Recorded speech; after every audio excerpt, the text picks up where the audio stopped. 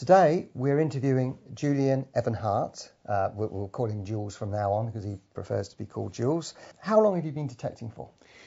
Actually, it must be about 35 years detecting now. I was given a little toy model in the sort of early 70s, left it for a little while, and then after I left school I decided to get into the hobby quite seriously. So yeah, probably 35 years. What detector do you use? At the moment I've got a Safari, a Minelab Safari, and an Explorer SE Pro.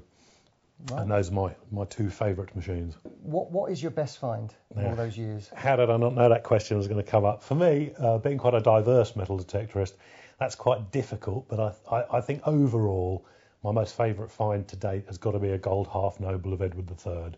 But I have lots of other little finds underneath the scenes that, do as much for me. So that's the trouble with being a diverse detectorist, really. Okay. But yeah, the gold half noble, I think. And you say diverse. Is it mainly medieval stuff that you're searching for? No, I suppose really looking at the whole spectrum I cover is from the earliest known metallic history in the UK and abroad when I go there, to 1945. 1945 being the cut-off point of the Second World War. I'm not saying I don't find other stuff after that, but that's my main. So I suppose you'd be looking at 2000 BC, 2500 BC to 1945, and enjoy finding any metallic artifacts in that spectrum. So not 1945. I mean, that's the Second World War stuff. I mean, what are you looking for in that period? Primarily, I've been involved with aviation archaeology, again, probably for 25 years now. We through metal detecting, we find the crash sites of Second World War aircraft. Sometimes if they didn't go in hard, we just recover the artifacts from the surface, conserve them. Other times it'll merit a full-blown excavation, down to sometimes 50, 60 feet. Right. And that will cover, for me, for that period, is 1939 to 45. Okay, so when you say that deep, I mean, are you using just sort of hand tools or? Initially, obviously, you're using metal detectors to locate the site. Then you might use a spade and have a preliminary dig to see if wreckage is going downwards. Then you'll use larger type of geophysical equipment, and then you use massive 20, 30-ton high-mac diggers. Oh. So your spade's long gone by that stage. Right, so you're not painstakingly No, it's not archaeology in that principle. The stuff is damaged. It's only, I know we've been criticised in the past, but it's not a spectrum of time. It's only 1 second incident. We know who flew it. We know when. We know everything about it. When you dig the wreckage out, it just encapsulates a tiny fragment of history. It's got nothing technically to do with things hundreds of years before, where you have to delicately get the layers of strata correct and you can date objects. Yeah. That's not aviation archaeology. You know the plane crashed. Fully researched before we even investigate. Yeah. Okay, and what planes and aircraft have you actually excavated? Well, crikey, in UK you've got the whole sort of early wartime Hampden bombers, Blenheims, Wellingtons, Lancasters, middle of the war, and as you start to get the Luftwaffe coming over here from 1940, there's Messerschmitts, Heinkels, Dorniers, just everything that was involved in the Battle of Britain, then the British heavy bombers, and then you've got the Germans' last phase at the end of the war when they were flying larger aircraft over here. So basically the entire armed air forces of the Second World War. All right, so how many planes have you dug up? I've been involved with probably in the regions of about 210 excavations, but that's from doing the research to actually being in the field and seeing the object being recovered. Okay, and are there any sort of spectacular finds that stick in your mind as being really important to you? Yeah, obviously it all depends on the nature of the dig. If the aeroplane is a particularly rare variety of aircraft, just a small piece of twisted alloy, if that's all that you can locate, is really like gold dust. If it's a bigger crash of a more common aircraft, we've had things like flight maps. On sad occasions, we have had human remains, which have been dealt with by the authorities. It gives you a window into history like this, but at the end of the day, with aviation archaeology, not like your Roman coin, you're dealing in 9 times out of 10 severe misery and sadness for those involved, the families, the children whose dads were never coming home. So you have to treat these objects with great respect. Okay. And to all events, that's what we aim to do. And have you followed up these finds, found the people's relatives? Yeah, absolutely. We've got two incidents of that. We have a dog tag that was found in a local field with a name on it. We sent letters off to every family in America in this town with the same name. Didn't hear anything for, must have been about 3 weeks. And the first letter I got through the door was from his younger brother. And he was telling me I last saw him sitting up where he was bouncing me on his knee, pointing at different types of aircraft. He said, I couldn't believe 65 years later you'd find my brother's dog tag. And the other incident is that there was a B-17 collision over here. And because I've done probably 30 years research on it, lots of families in America have traced me and asked to come over to see where their relatives perished, find bits of the aircraft, and that's been a true honour to do that. Now, before we actually started talking, you were talking about a Zeppelin button as well. That, yes, this was L48, the last of the German big Zeppelins. They had two different varieties. She was known as a height climber, and she could get to 20,000 feet. I was asked 5 years ago if I could find a Zeppelin. Yeah, usual sort of thing a metal detectorist or archaeologist might be asked. And I did manage to find L48's crash site in Theberton by using metal detectors initially to do a search. It wasn't difficult. She was 625 foot long and left rather a large debris scatter. So we found that. Then we were involved with a major archaeological excavation. And during that period of time, we had some wartime photographs which showed where the bodies were lying, recovered from the wreckage.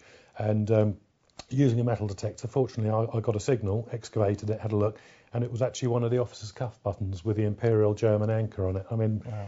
From a point of history, you know, had I found, and that probably is a good example, had I found that button in the field in Hertfordshire on one of my Roman sites, it would have been another annoying find. Yeah. But put that in context on a Zeppelin crash site, you know, one of my favourite finds again. Yeah. Told you I was variable.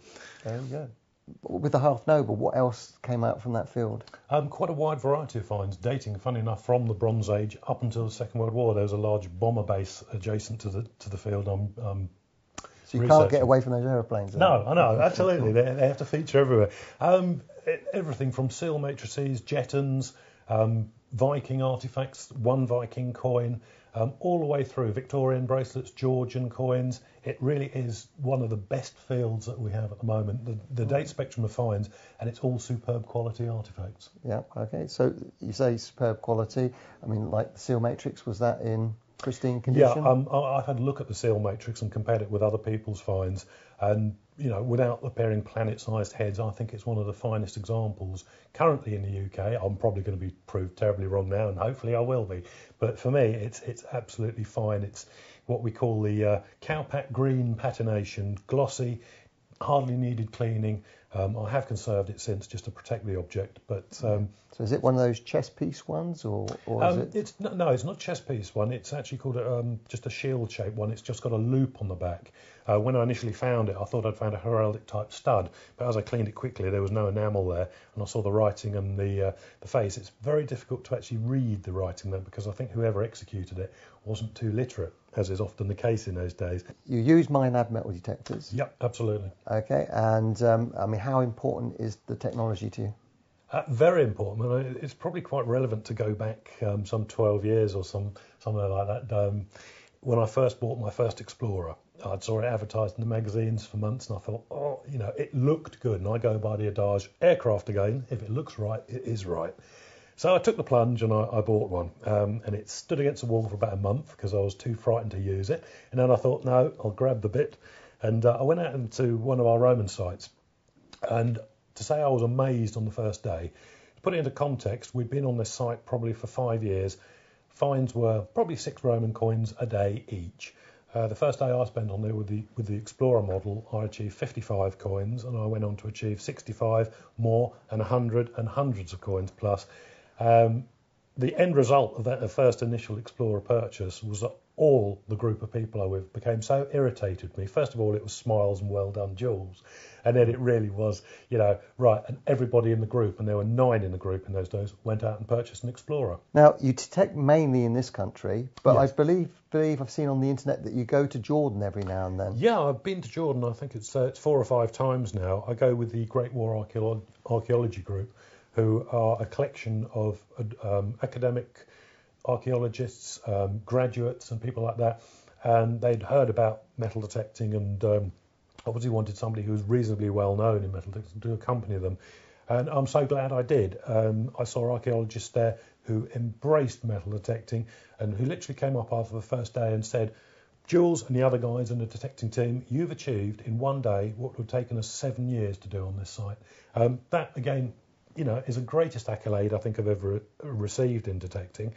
And we went on to prove that metal detecting was a vital part of archaeology. We found ancient coins, we discovered an undiscovered Arab trading market, We could find there were pods of coins and losses in front of all the ruined railway stations along the Hejaz. And the Jordanian Antiquities Board were just absolutely fascinated with what we'd achieved. So it's an ongoing programme. I think we've got another 5 years to go on that now. But yeah, it's certainly from the muddy fields of Hertfordshire, it's different when you look out and you see a camel and you're on top of a sand dune.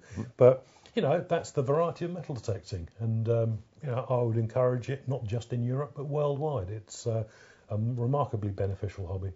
Okay, and the things that you're finding in Jordan, are they all ancient coins, or is it to do with the battles? It's a mix, because in the First World War, the Ottoman Empire actually ran Jordan, and then the Arabs had a revolution throwing the Ottomans out. So primarily, we were looking at trench complexes, and we were finding buttons from Ottoman soldiers, British buttons, even an enemy Ottoman button that was actually manufactured in Cambridgeshire. And the company still exists. Yeah. Although when I interviewed them, they were very positive, a little bit hesitant that they'd been supplying enemy troops, but it was obviously before the war had been declared. Thousands of things. I had a signal out there with the Explorer, and it brought up a fragment of cloth with an Ottoman button sewn on. Now, this is the first fragment of actual tunic we'd found. And being so excited, I ran over to show the site director, and then an hour later I thought, hold on, I've just achieved a button, and it was a shoulder epaulet. And I went down, there was no more signals at all, but I dug down about 6 inches in the sand, and the whole tunic was there, with love letters from his girlfriend, cigarette papers, and a neat little bullet hole with bloodstains on it, just below his heart. That told the story, and again, metal detecting uncovered it. Well, I hope you all enjoyed that, and keep coming back to MLO TV, because we've got lots more interviews in this series. Minelab, world's best metal detection technologies.